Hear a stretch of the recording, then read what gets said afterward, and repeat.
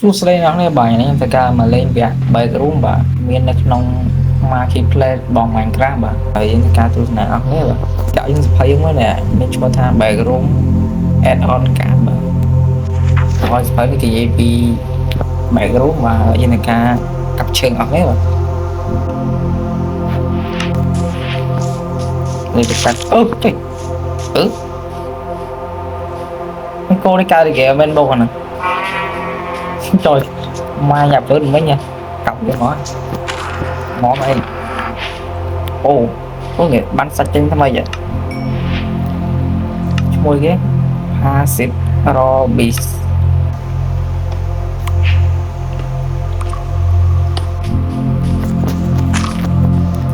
rồi ô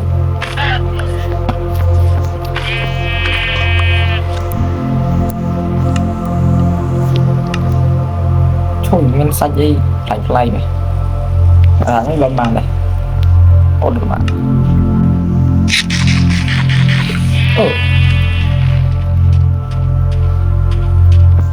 chơi à sạch cái gì cái gì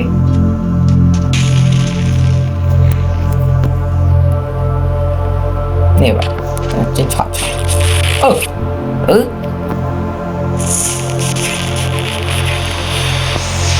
cái gì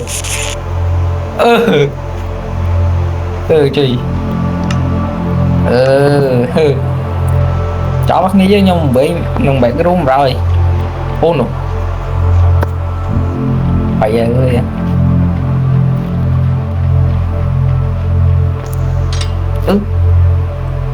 anh ấy cuốn chọp đúng xí nè có đi chơi ê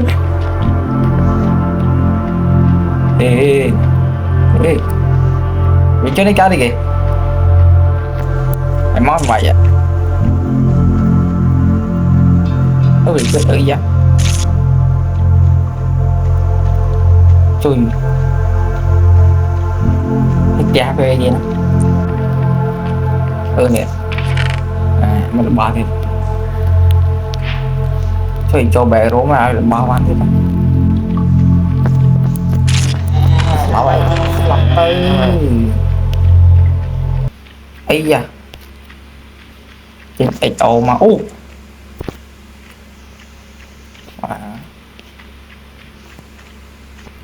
hello ấy da ban nó kia mình ý ban đại mình ban sọc lá được có ăn phơ còn 7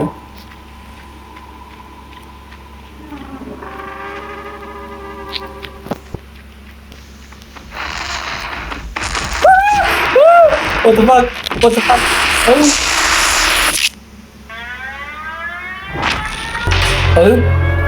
Cái gì?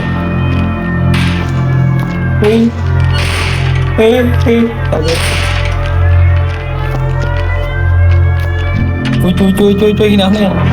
chui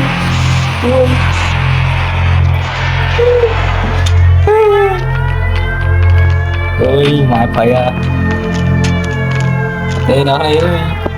chui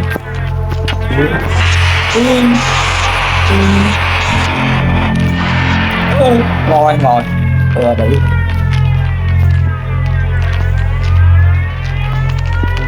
rồi 30 khỏi rồi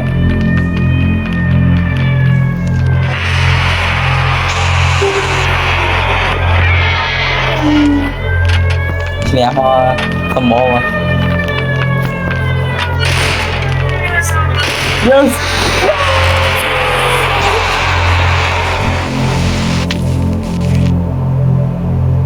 anh mà đo vẽ đồ mà lại ơi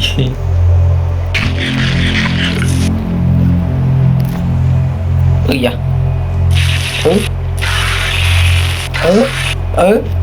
cái đi dạ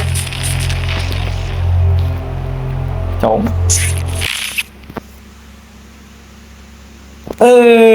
tìm phone vào đầu với nhây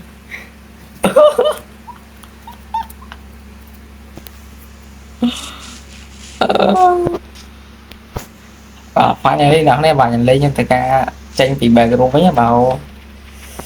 à vì đội trong mẹ bà nó bà trong chục niên là vì tao khỏi thì bà bye bye